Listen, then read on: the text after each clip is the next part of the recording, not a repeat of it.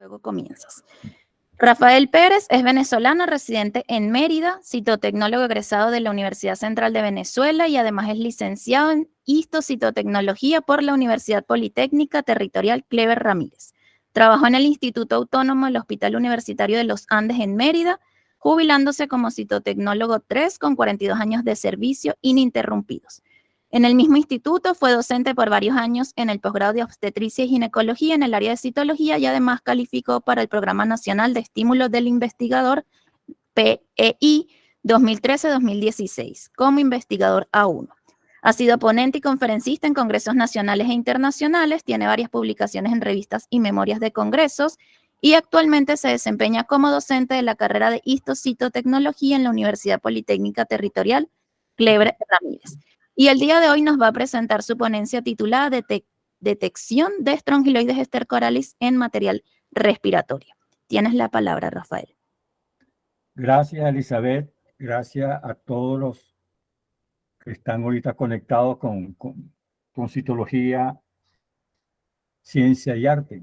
En esta segunda jornada de casos clínicos, esta vez voy a presentarles el trabajo sobre detección citológica de estrongiloides estercoralis en material respiratorio.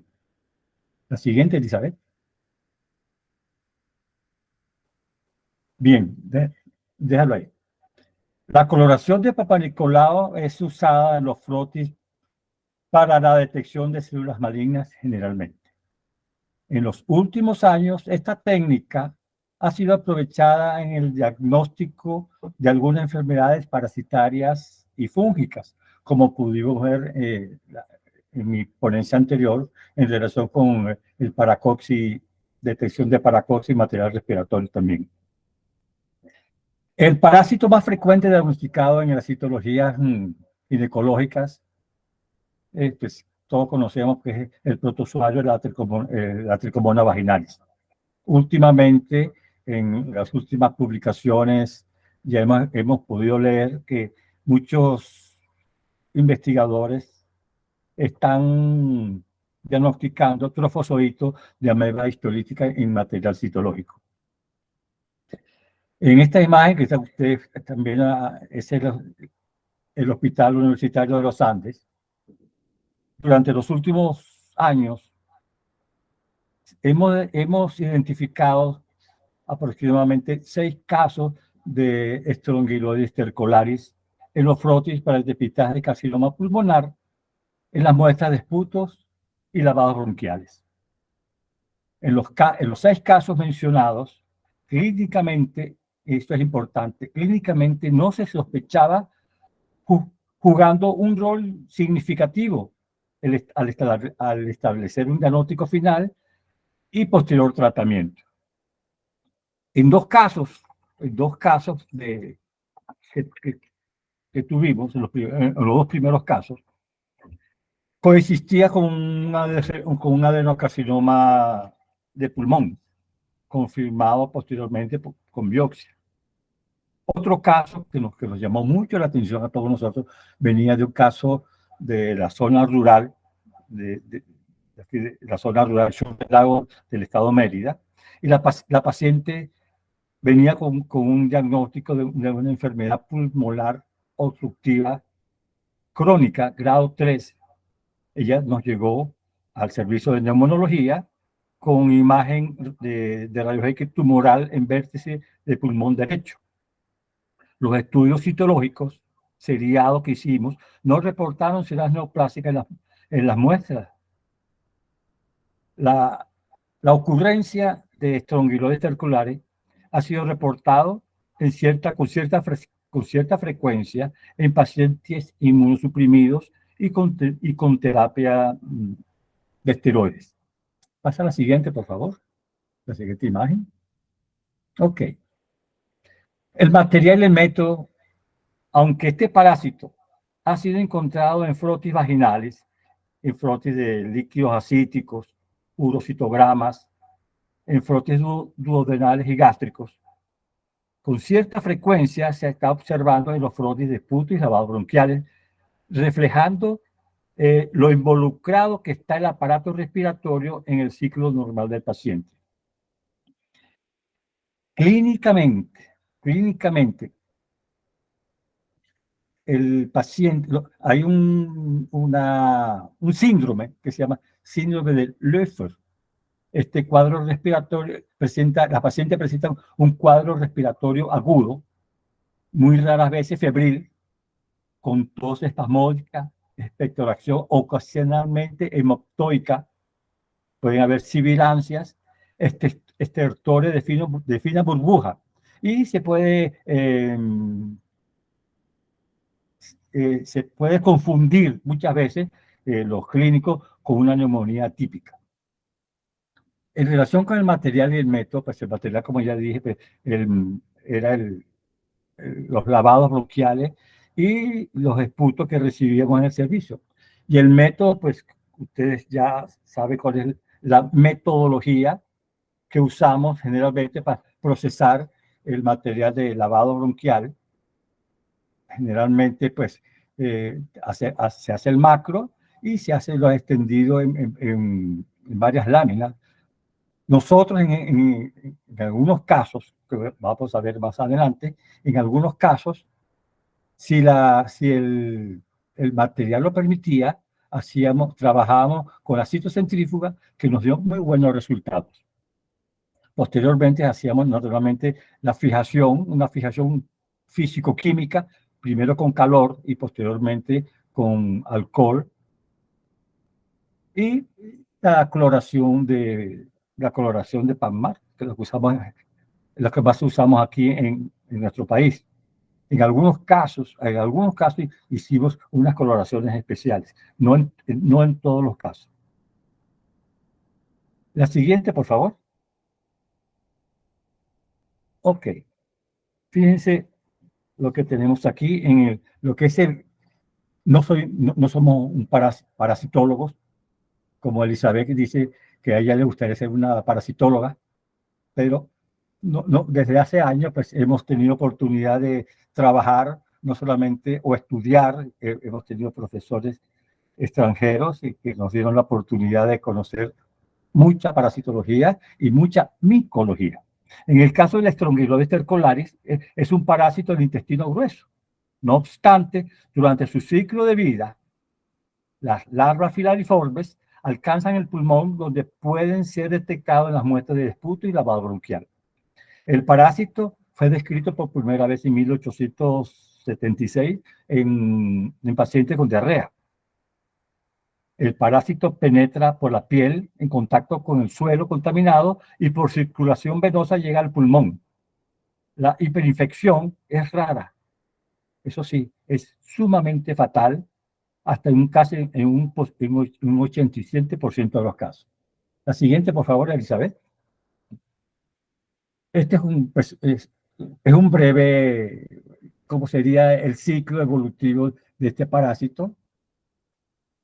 Generalmente entra por la dermis, por el pie, en los pacientes que andan descalzos, en adultos, como dice, pues penetra por la piel y en su recorrido llega a los pulmones. Les decía, pues, anteriormente que el famoso síndrome de Löffel, pacientes que presentan una tos continua, una tos existente por varios meses, por más tratamiento que va al neumonólogo, al médico y tratante, y no hay forma de que esta tos mejore. Afortunadamente, en nuestros estudios, pues, cuando teníamos estas pacientes que venían con esa tos persistente, pues empezábamos a sospechar que podía haber una infección por este parásito. La siguiente, por favor. Bueno, a partir de ahora voy a comenzar a ver, o ustedes van a comenzar a observar cómo comenzamos a ver nosotros los parásitos en las imágenes citológicas de los lavados bronquiales, cepillados bronquiales y los esputos. La siguiente imagen, por favor. Nuestra primera imagen, pues ahí la tienen el parásito. Es grande, es alargado, con esa forma peculiar de él, en un fondo con abundante, en algunos momentos había abundantes elementos de reacción inflamatoria, leucocitos polimorfonucleares sobre todo. En la siguiente imagen, esta, es importante hacer notar que nuevamente el parásito toma un color oscuro, siempre toma un color oscuro. Presumimos, por lo que vamos a ver más adelante, que eran machos. Fíjense la cantidad de filtrado inflamatorio que pueden ver. Y llama la atención ese halo que aparece alrededor del parásito. Fíjense, por lo que hemos estudiado y por lo que hemos leído, parece que es una reacción química del mismo parásito hacia el sitio donde está la imagen. Y en la mayoría de las imágenes que vamos a ver ahora, se dan cuenta que va a haber siempre como un halo alrededor de la imagen del parásito. La siguiente, por favor. Nuevamente, aquí tienen, pues, y vean la imagen, el halo perinuclear, o llamémoslo así, halo alrededor del parásito, no un halo perinuclear, sino un halo alrededor de la filaria de este parásito. Y el fondo, muy inflamatorio, abundantes elementos de reacción inflamatoria, leucocitos polimorfonucleares, y lo que decía antes, pues el parásito siempre generalmente toma esa coloración oscura. Por eso pensamos que es macho. Ya lo voy a decir por qué más adelante. La siguiente imagen, por favor. Nuevamente, nuevamente vemos la imagen del parásito, del estrongiloides. Se le ve, pues, esa digamos, llamemos cavidad o halo alrededor del parásito. Siempre vemos ese halo. Y lo que decía, he leído que es una reacción del mismo parásito al medio donde se encuentra. Algo de polimorfo nuclear se puede observar. ¿Puede pasar a la siguiente, por favor? Nuevamente, el parásito, o en otra imagen, abundantes elementos de reacción inflamatoria por leucocitos polimorfonucleares. Nuevamente la imagen, el halo. Y la siguiente imagen, aquí se ve muy bien el halo, esa reacción, abundantes elementos de reacción inflamatoria, algunas células en la parte superior, algunas células planas de la boca, y como decía, abundantes elementos de reacción inflamatoria y un fondo que se ve algo de bacterias. La siguiente imagen, por favor. Ya casi para terminar, estas imágenes, fíjense ustedes nuevamente, la reacción alrededor del parásito, abundantes elementos de reacción inflamatoria. Nosotros, una vez que vimos todos, vimos estos diagnósticos con este parásito, la presencia de estrongiloides estercolares en las muestras de lavado bronquial y de puto,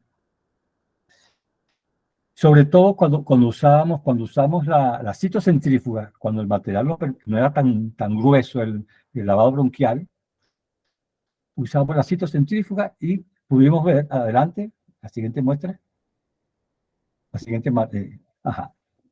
Fíjense aquí en esta imagen, según lo que hemos leído nosotros, lo que a nivel internacional, dicen que este parásito, el estrongiloides estercolaris, la hembra toma ese color. O sea, no toma el color que vimos antes, así que más oscuro, que toma más la hematocilina, sino que toma este color así como más clarito, es casi transparente.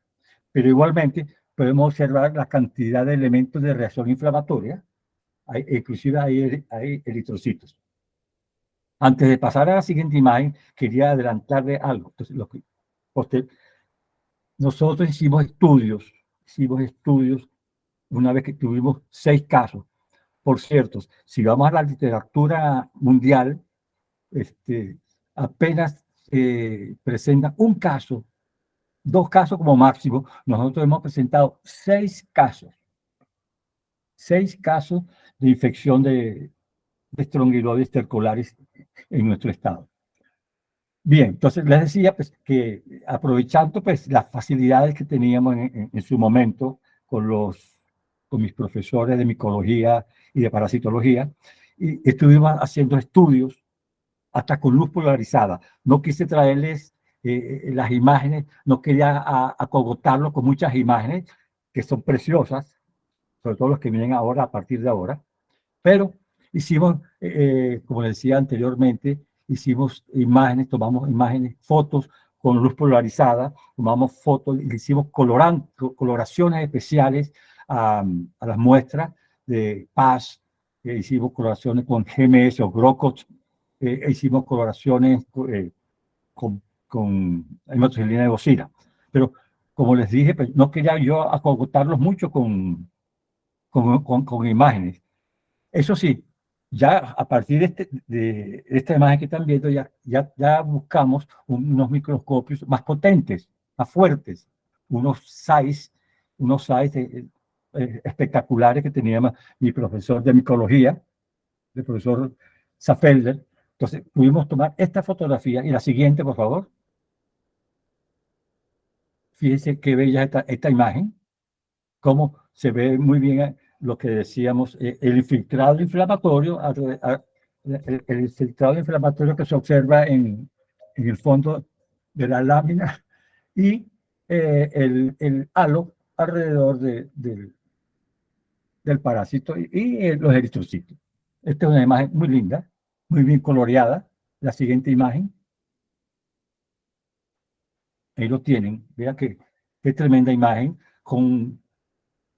Se ve completico todo lo que es la estructura, digamos, la fisiología, la fisonomía del estrongiloides, abundantes eritrocitos, pues también con una coloración de PASMAR.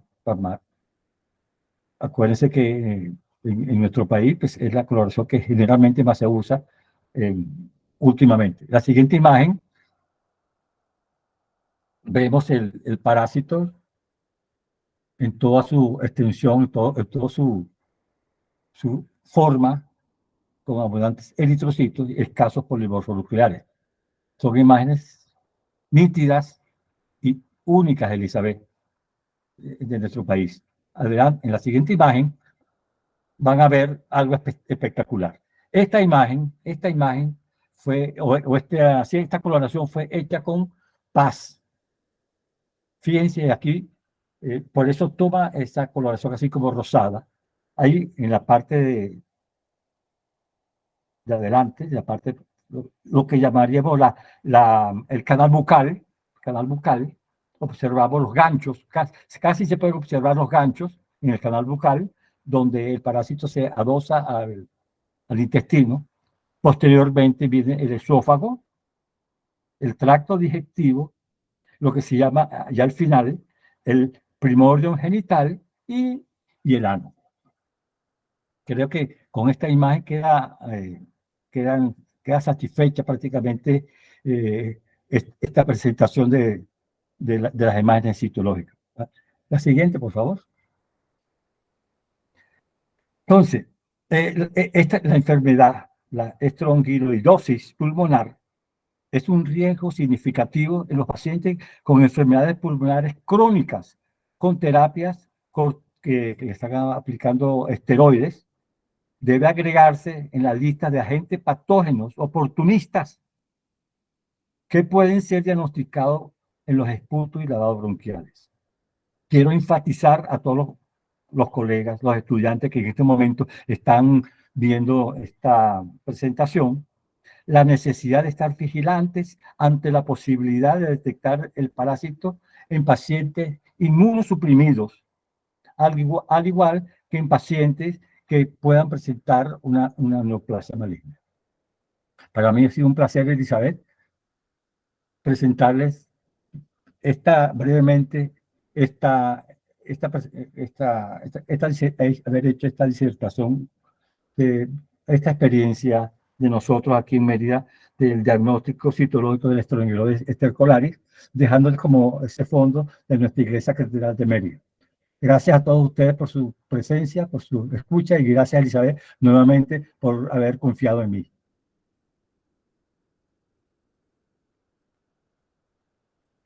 Gracias, Rafael. Gracias a ti por aceptar la invitación. Y a ver si hay alguna pregunta, si alguien tiene alguna consulta.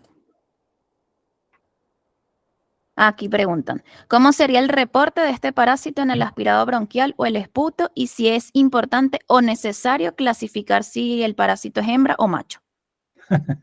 No, bueno, el reporte generalmente pues hace primero se hace el reporte de el proceso inflamatorio, pues, células cilíndricas de del tracto respiratorio, explicar o indicar el tipo de célula que estamos observando, si son células cilíndricas del tracto respiratorio como tal, de los bronquios, si hay células de la boca planas. Okay. Primero, hacer el informe natural de la citología pulmonar como tal.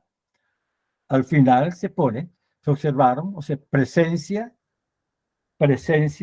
del parásito consistente citológicamente con Strongyloides estercolaris. Ese, más nada, esa sería la conclusión del informe. Presencia de larvas filariformes consistente con Strongyloides estercolaris. Siempre, y el médico tratante, que en este caso los neumonólogos, pues ponen el tratamiento para parásitos y el paciente inmediatamente presenta una mejoría tremenda. La experiencia que tenemos nosotros aquí en el servicio, o que tuve yo en el servicio de neumonología, pues le hacíamos un seguimiento a estos pacientes con diagnóstico de larvas filariformes de Strongyloides estercolaris, pues los pacientes pues, mejoraban sustancialmente y casi prácticamente de inmediato. En el caso que yo le explicaba, la paciente esta que venía del sur del lago, es un caso que siempre me ha llamado la atención porque la paciente llegó al servicio, a emergencia de nuestro hospital, presentando una expectoración que era sangre, prácticamente era sangre. Y la paciente, les digo, no dormía, tenía días sin dormir por miedo a tener un exceso de tos para tener esa expectoración sanguinolenta. Una vez que está en el servicio de emergencia del hospital, la pasan a la UCI, a la unidad de cuidado intensivo, pensando que la paciente ya estaba en la última. Primero no dormía y después pues el problema ese de la expectoración que era abundante. Cuando hago el diagnóstico que no hay una citología positiva para la neoplasia maligna, sino que les reporto la presencia de larvas filariformes consistentes con Strongyloides estercolaris, inmediatamente le ponen el tratamiento. Y en 24 horas la paciente empezó a mejorar sustancialmente y empezó a dormir, empezó a mejorar y la dieron de alta de la UCI y no tenía un proceso neoplásico. Por eso, en resumidas cuentas, pues se describe el frotis haciendo la salvedad al final que presencia de larvas filariformes consistentes citológicamente con larvas de Strongyloides estercolaris. Aquí también preguntan si se pide hacer una correlación clínica con algún examen de laboratorio clínico. Por ejemplo, no sé si lo colocan cuando se hace el reporte, pero se podría también hacer un estudio de heces para ver si... Claro, sí. Nota. Sugerimos estudio coprológico, naturalmente. Sí. Para confirmar lo que nosotros ya estamos viendo. Claro. Es un menester y es recomendable hacer el estudio coprológico o la sugerencia. ¿Ok? Sí, igual, como bien mencionaba Rafael, este es un parásito que no es que infecta pulmón, sino que él hace su paso en su ciclo de vida allí y es, de hecho, cuando lo vemos en pulmón es una complicación de la parasitosis intestinal, porque él no tiene por qué quedarse allí. Entonces, Exactamente. ya me llamó la atención lo que comentaba de que han tenido bastantes casos porque realmente no es algo que sea tan frecuente los estrongiloides en pulmón, no es algo No, no, frecuente. no. Usted lo ha dicho. Y si buscan la mayoría en la bibliografía internacional, por ejemplo, busquen las que tengan oportunidad de buscar actas citológicas de años anteriores o años más recientes, van a ver que la bibliografía es muy escasa, muy escasa. Sucede que últimamente pues, presentan un caso, como yo dije al principio, uno o dos casos como máximo. Nosotros tenemos hasta el día de hoy 6 casos. Y bueno, afortunadamente, pues todos los casos, como dijo Elizabeth ahorita, el ciclo de vida del estrongiloide es que pasa por el pulmón, pero no produce ninguna cambios importantes. Hablábamos al principio del síndrome de Loeffler, que pensaban los médicos que podría ser una neumonía típica como tal. Y se sorprenden cuando uno les pasa el informe o le redacta un informe que le diga presencia del larva filariforme consistente con estrongiloides stercolaris. Aquí también preguntan que si es el único parásito que presente en aspirado bronquial o esputo. Sí, es el único parásito, porque es el único parásito que tiene ese ciclo de vida que pasa por los pulmones, hasta donde yo sé. Es el O único sea, parásito que tiene ciclo. yo tuve la oportunidad de conocer un caso de una paciente que tenía gran cantidad de Ascaris lumbricoides, pero no es que estaban en pulmón, sino que estaba tanto que en una de esas le dio como tos y expulsó el Ascaris, el gusano completo, pero claro, este es un gusano que es muy grande, se ve macroscópicamente. Entonces, Sí, pero esto ya es, hablamos de cuando hay infecciones que ya son muy severas, que está lleno de parásitos el sí, paciente. sí. Esa es la hiperinfección. La hiperinfección Exacto. que hablábamos al principio y es sumamente grave la hiperinfección en el caso de la estrongiloides stercolaris es mortal, que se puede ver en cerebro, se puede ver en muchos sitios cuando hay una hiperinfección.